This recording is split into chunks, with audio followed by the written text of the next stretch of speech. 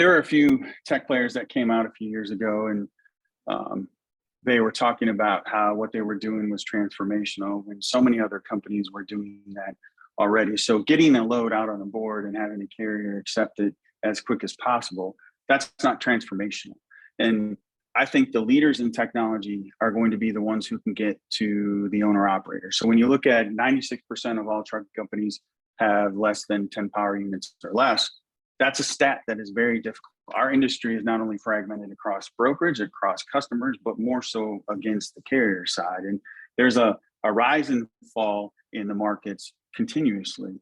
But there are three distinct types of brokerage that people don't really track. And what I mean by that is on every load, in my view, there's 37 touches on every load. Each touch costs $4. Every time you eliminate a touch, there's a net to the company. So companies have a decision, how are they going to get there? Are they going to get there from offshoring? Are they going to get there from RPA? But there are so many different moving parts. And again, when you look at the styles of brokerage, there's e-brokerage, which is the technical side where you're putting it up on a load and bots are going out accepting loads and all the things that we do. And then the second is the transactional side. And that's the real time when you're hustling on the phone, trying to cover stuff. And then the last is the lane brokerage. I think the people who are going to be most successful long-term are going to be the ones that master the lanes, so that you can have sustainable earnings for a carrier. You can approach customers and say, hey, my cost is my cost. The market goes up and down, and that's my variable cost. But what is it truly a transaction cost? And that's how we're attacking the business. So, again, we're looking at trying to get trailers. We're looking at offshore. Our technology is going to be incredibly strong. And a person who's driving our tech was with me at Calvary and did incredible things there. So it's not just the cost of the transaction, it's the speed. And so as we develop technology, one of the things that we're very focused on is role definition. So many people think that technology will guide the process. It doesn't work that way at all. You have to be a process junkie so you understand every one of those touches and how they impact the speed of your transaction. And as you do that, and as you build systems out, there are so many different things that are happening. The attention span of Gen Y is going down and down. And I'm not being negative. I'm saying what's published. And so when there's modifiers in someone's role, meaning if I have to go to a different website on DAT or some other truckstop.com or whatever it is, there's a good chance that person is going to be distracted, which is going to cause them an 8-minute delay. That's how long a typical distraction happens. So by understanding the process, putting someone in a role and driving them on that role, it creates incredible continuity in service. And that's where I think people are going to win.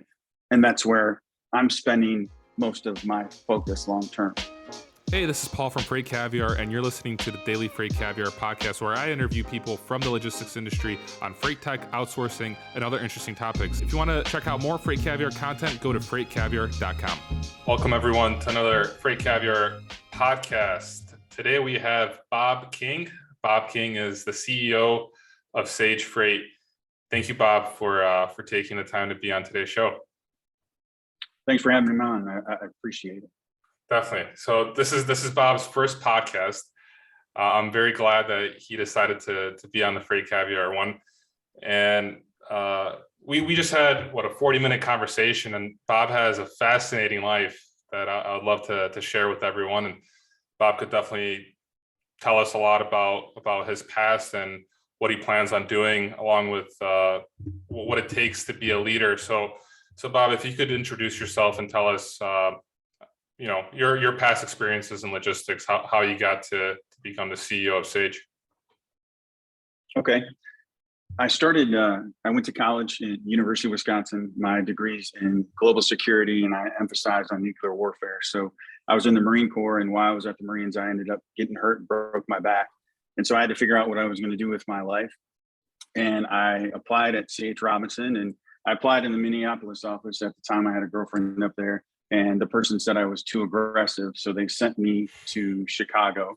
And I started in Chicago with Jeff Bajan and Gary Niederkorn and Don Lerner and all these guys who were the core Robinson folks. And I was there a year, so I got transferred to take over the Nashville office when I was 21. And I took over the transportation department, was part of that team, took over the office when I was 22. And then I grew from there. I had no idea what I was doing. I had to do a ton of learning and reading, trying to figure out what it is to be a good leader. And I got to be part of a team that helped take the company public. And I got to see how things transitioned, and everyone at the company was so focused on stock. And it was really neat that there was a ticker in the corner of the screen that everybody got to see. And there were so many energetic people.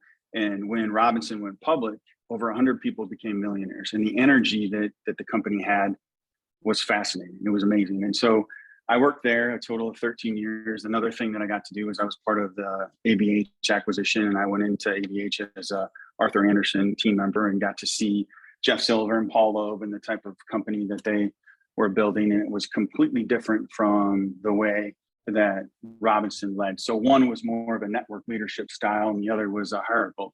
And from there, I transitioned. I went to Western Express, and I was there 1 year and started the company, the brokerage side of it. They had it, and it didn't do very well at different times. And the owner of the company at that time, I was interviewing someone, and he walked up and said something that I didn't agree with. And I looked at my watch, and I was like, 1 minute from this day, I'm going to leave, or 1 year from this day. So I transitioned out of the company. I didn't have funding to start Calvary. And I started looking. I found a guy who was a very great attorney, and he was very helpful. And we started the company with $91,000, which at the time, I was blowing and going. I didn't care, and I just wanted to get the company started. So that company grew pretty rapidly. And as we I looked back at the company and all the things that I should have done differently. I should have obviously had a different capital structure, because that was in 2005, April of 2007. The wheels kind of came off with every industry at that time. And it caused me a bunch of challenges. One of my partners at the time made the decision to do some things with our books and didn't tell me. And it caused us incredible challenges. So we then sold the company to Universal. I worked at Universal. Calvary still had its own kind of brand and name. And I worked there for the last 10 years. This is a long story, man. I'm sorry. I guess that happens when you've been in the business 30 years. But then from that company, I went to a company called One Point, which is owned by Keep Trucking. And on my first month, I was informed by their board that they decided to shut the company down. So we shut the entity. Yeah. Wait, One Point you said was owned by Keep Trucking. Correct. And did Keep Trucking shut down as well? No, Keep Trucking is still operational. The guys who run that company are incredibly smart and great individuals. I just think that they follow the model that other companies have done with rapid scale, and the way that how quickly you can go after revenue instead of profitability. And it impacted them to the point that, Keep Trucking is doing great. And again, Obaid and Schwab, they're sharp guys. There's so many different people there that it's a great company. But unfortunately, I think that they got some bad advice. And here I left the company that I started to go there because I wanted to get at the ELD information and how you could tie it in, and the systems that you could generate from that to know where empty miles were for carriers and all those things. So then I was without a job. It was April, and I started talking to a whole bunch of different people about whether I was going to go and build a company, or I was going to go buy a company. I looked at buying trucking companies, brokerages. I looked at doing roll-ups, and I know I called a bunch of people. I was texting Kevin Nolan all the time, and I have a good friend, Teddy Allen, who I hit up frequently, trying to figure out what my next move was going to be. And I was walking in the park across the street from my house, and I was listening to a book called Green Light, Matthew McConaughey's book, and he talked about how he didn't want to do another rom-com. And so when I was trying to look at my future, if I went into established brokerage to run it, I was going to have to deal with a whole lot of problems and deal with kind of trust issues. So after I read that book, I made the decision that I wanted to start another brokerage. I wanted to do it the right way. I want to pass on as much of the company equity on to the people who operate it, so that when there's an event down the road, not an event to a strategic buyer, but to someone who is going to prop it up and allow it to continue to grow, that's what I did. So we started in October of this year. Okay. And Bob, this is your fourth brokerage that you're running, right? You opened 3, and this is the fourth one that you're running? Correct. Okay. From those experiences, what kind of lessons have you taken that are helping you grow this one, this new brokerage? Well, I think that, all of us are pretty critical of our experiences, and I'm much more, probably harder on myself than I am on anybody. But there's some things that I look back at my time and how I opened different companies. The first thing I could say is that I should have had a different capital structure at Calvary. I should have learned a little bit more before opening the company. The second thing is that, when I look at my time in leadership, I think that I could have done, and this is probably a sensitive subject, but I could have done a better job of making sure that I had very strong female leaders in our company. And, I look at who we have brought in here at Sage, and, we have an incredibly strong HR person and a strong salesperson, and then a person who is a director of our accounts. And I wanted to have role models for women to look up to. And some of those people I used to have conversations with about the way that they perceive the industry and why a man could be aggressive and a woman couldn't, and they were called something else. And I thought that I could have done better. And again, I think that, again, as doing this multiple times, I think the pace and the scale that we're on right now and our growth rate has been incredible. And, we came out of the box 10 weeks in and we were making money, and we've had great months year over year. And we're on, 21 weeks in, we're on our 3rd year budget. And that's because I learned from the failures and the issues and the things that I've done. Now, I can't tell you that I know everything. I'm still trying to figure out the next direction from our capital structure, and whether I want to take private equity or strategic investor or people in the industry. And, our goal, we want to focus on a couple core things. We want to have 1,000 trailers. We want to make sure that our technology is incredibly strong and directed as it was in a prior life. And, that we also are offshoring. We've created an entity out there to try to hold down some of the costs, but also to get to influence people in different parts of the world and share what we've learned and grown. Yeah, because you do have an office in Pakistan, and I think that's kind of fascinating. That comes from the Keep Trucking days, or One World, was it? Yeah, one point when I got to meet a lot of those. Yeah, I got to meet a lot of those folks when I was there, and I fell in love with the culture and the people and their work ethic. I mean, amazing people. So I'm very fortunate. I have a very strong leader in Pakistan now, and some core group of individuals, and we're starting to pick up steam and hiring some of the people that we've hired for One Point. And the people that are there are just super bright and going to make a huge impact on our company. It's amazing. In terms of running a freight brokerage, how much money do you think you need in this market right now to start a freight brokerage?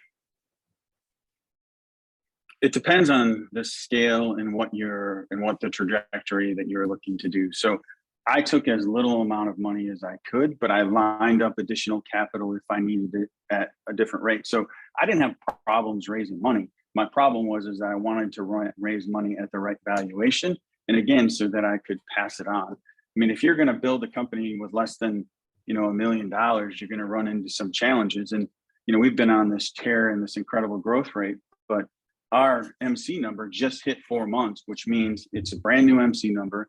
And on February 1st, we finally were relative to Ansonia. So a lot of my time was when I had a factoring company that wouldn't do business with us, I would call them and tell them our experience and the things that we've done and point backwards. And we did that with 131 different factoring companies. And it took an incredible amount of time. So, I think you've got to understand, it's not just the money, it's understanding what the grind is and how difficult it is to start a company from scratch and all the different avenues that you have to be in touch with. Because it's not just sales and marketing, there's compliance, there's all kinds of other issues, technology that you need to be aware of. Sure. And you did mention, Bob, that you're not sure if you want to raise venture capital. And I'm curious if you could maybe tell us like the pros and cons of raising venture capital. I can't tell you, first of all, I would never say anything negative about anyone in that industry. There's a ton of great people. Private equity and venture capital are different things, and it took me a little while.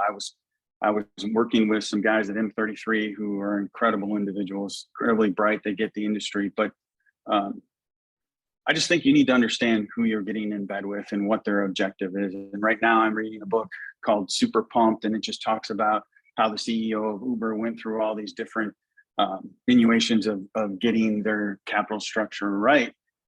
And the primary focus of any entity when you're starting in brokerage should be how quickly can you make money. And so if I would have taken money earlier before we were profitable, it would have been incredibly disruptive to my cap table.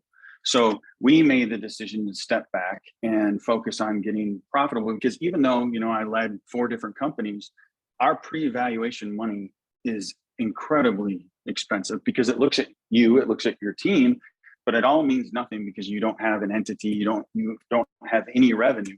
So it's all a hope and a prayer.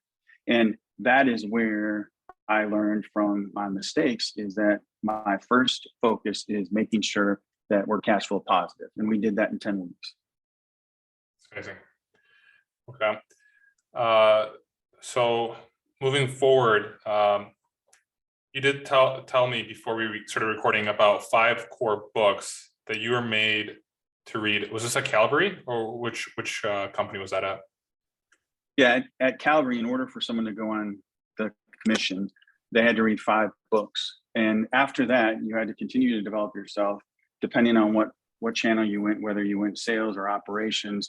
There was different books that drove you those directions. And if you were in leadership, you had to read a book every 2 months. And it's not just reading the book, it's turning in the book report, so that there was 4 key questions that were tied to it. And we could see how people saw the world and how they grew, because what I was concerned with is I needed to maintain a very strong culture, but I also wanted to make sure that I promoted the right people who saw things the way that I did. And as I read these reports, it would timestamp them in their growth as a leader, and I would get to see what they thought about.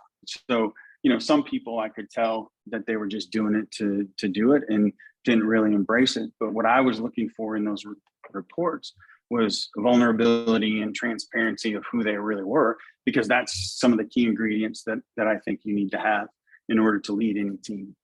And so, Man's Search for Meaning, my favorite book is The Alchemist. Energy Bus is on there. Can't Hurt Me. And then Leadership and Self-Deception is also another good book. So we would start them there. And after, it's funny how quickly people want to get on commission. So the only way that they would get their money is to do that. And then after they read 25 books, I would pay them $1,000. Oh, wow. As a bonus. Amazing.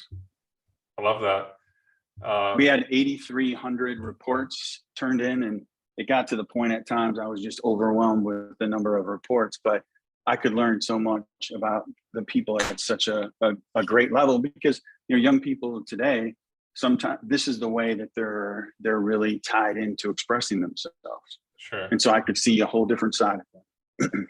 Where did this idea come from to give book reports? I think it just came from me. And also to make them read that many books. But yeah, go for it. Sorry for interrupting. When I was at Robinson and I wasn't prepared, and I had so much learning. And again, I look at what we do in freight brokerage. We're constantly dealing with people who are upset. So we're taking these individuals out of school, and I have 8 simple things that I hire from, 8 things that I tie managers to, and 8 things that I tie leadership to. And I want people to focus on their development. It's critical. So when you have a young person who is on Snapchat or whatever, I don't do any of that stuff. My wife is probably looking down right now, but it's difficult for people to communicate in an effective manner. And as you raise someone's EQ, especially in this business, you increase their ability to negotiate, to read people.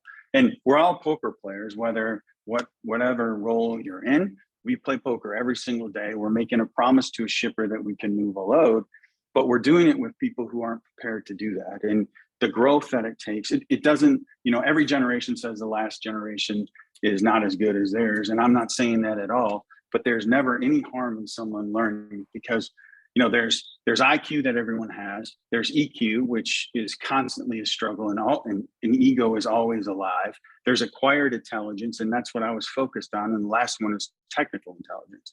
So when you look at those four things, how can you change them? Because there's nothing you can do for IQ. And you get to see, again, if someone is open and vulnerable, because most companies, they promote people who are really good at a skill set. And that's not where true leadership is. It's like an iceberg. All leadership is below the line, and you can't really see it. But when you have someone write about it, it's incredible. And, I can look at Calvary and the growth that we had. It was all organic. We never purchased anybody. The thing that I'm most proud of there is that the people were all organic. Every leader there was home built. And so they grew as individuals. I didn't go outside and pay a lot of fees to folks. Sorry, Charlie and Orsuga, but we wanted to make sure that we were doing it on the inside. And that's the way that we felt we could contain our culture and make it sustainable. Okay. And Bob, what kind of qualities do you look for in a leader? Trust is really, really important. And it's not just that you are trusted, it's that you can trust. And so we live in a world where there's so much information all the time about every individual. They have to be a cultural fit. They have to be disciplined. They have to be autonomous so that I can put them in a job and expect that they're going to do it. They have to understand the value of stats. It doesn't mean that KPIs or stats are the end all to grow a company, but they are a symptom of a challenge. And then, they got to be pragmatic, and they have to be givers. And so that's the secret sauce that I have, is that as I'm interviewing and as other people interview, everybody looks at those qualities, and all of my questions are geared towards that. And, the other thing is as I'm interviewing, there's one question that I ask everybody that I can tell immediately if they're going to get hired.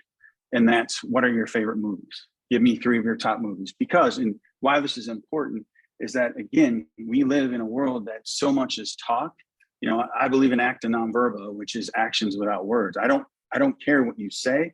I care what you do. And when you ask someone their movies and they tell you, I'm looking for someone who's balanced. So somebody who has a comedy, somebody who has like an aggressive gladiator kind of movie, and then somebody has an inspirational. When they have differences, or they're all one or all the other, I know that there's different questions that I need to gauge. And it sounds very simple, but it's basically automatic. So now everyone in brokerage, I hope that my sauce, I guess, is out, but we'll see. I like that. It's interesting. I've never heard of anyone giving out like books to read and making a requirement to get commission. And I've also never heard of anyone asking what what person's favorite movies are. So, but I like your viewpoint, and I think it's brilliant what you're doing. I think you're learning a lot in terms of how to be a good leader. You're continuously learning, and like you said yourself, like you can never really stop learning and reading, and I love that. To transition a little bit, Bob, I'm wondering about the freight tech scene. I know that you're developing some kind of app to streamline certain aspects. I wanted to see what your perspective is on the freight tech industry. What kind of changes maybe do you foresee in the industry within the next maybe 10 to 20 years? And do you think there are any big players right now in the freight tech scene that are going to change something and like make a drastic change in the industry? There were a few tech players that came out a few years ago, and they were talking about how what they were doing was transformational, and so many other companies were doing that already. So getting a load out on a board and having a carrier accept it as quick as possible, that's not transformational.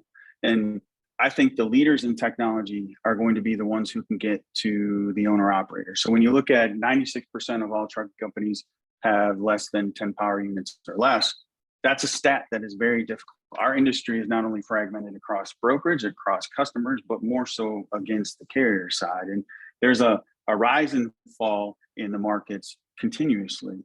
But there are three distinct types of brokerage that people don't really track. And what I mean by that is on every load, in my view, there's 37 touches on every load. Each touch costs $4. Every time you eliminate a touch, there's a net to the company. So companies have a decision, how are they going to get there? Are they going to get there from offshoring? Are they going to get there from RPA? But there are so many different moving parts. And again, when you look at the styles of brokerage, there's e-brokerage, which is the technical side where you're putting it up on a load and bots are going out accepting loads and all the things that we do. And then the second is the transactional side. And that's the real time when you're hustling on the phone, trying to cover stuff. And then the last is the lane brokerage. I think the people who are going to be most successful long-term are going to be the ones that master the lanes so that you can have sustainable earnings for a carrier. You can approach customers and say, hey, my cost is my cost. The market goes up and down, and that's my variable cost. But what is it truly a transaction cost? And that's how we're attacking the business. So, again, we're looking at trying to get trailers. We're looking at offshore. Our technology is going to be incredibly strong. And a person who's driving our tech was with me at Calvary and did incredible things there. So it's not just the cost of the transaction, it's the speed. And so as we develop technology, one of the things that we're very focused on is role definition. So many people think that technology will guide the process. It doesn't work that way at all. You have to be a process junkie so you understand every one of those touches and how they impact the speed of your transaction. And as you do that, and as you build systems out, there are so many different things that are happening. The attention span of Gen Y is going down and down. And I'm not being negative. I'm saying what's published. And so when there's modifiers in someone's role, meaning if I have to go to a different website on DAT or some other truckstop.com or whatever it is, there's a good chance that person is going to be distracted, which is going to cause them an 8-minute delay. That's how long a typical distraction happens. So by understanding the process, putting someone in a role and driving them on that role, it creates incredible continuity in service. And that's where I think people are going to win. And that's where I'm spending most of my focus long-term. And Bob, what is your goal, or what kind of goals do you have for the next within the next 5 years for Sage Freight? Well, I think that there's been a model out there how companies are growing and going to market and selling, and my goal is to do that completely different. That if there's ever a transaction for Sage, I will not vote. I will not make the decision because I'm focused on the people who are going to be here after I leave. I mean, I'm 50. I've been in this business way too long. I hope I'm done by the time I'm 58. This is being in brokerage, it's a grind. And so to step in the trench and do some of the things that we're doing, I think that my goal is to have a lasting value for people who come after me. And when you look at, I got to see how Paul Loeb and Jeff Silver and John Wehoff and Sid Verdorn and Greg Govan, all these great leaders in the past, Mark Walker, Jim Best. So their history really is the people that come behind them. And there are so many people that have come out from the Command or the ABH or Coyote who are now doing great things, or the Global Trans side. And that is how I want my past to speak for itself. There's 7 different brokerages in Nashville that have come from people who have left Calvary or different institutions that I run. And that's a great thing. It doesn't mean I'm responsible. I got to be part of something. And that's the best thing that you can have happen to you. Like that. Bob, and then to wrap it up, what kind of advice would you give to a recent college grad?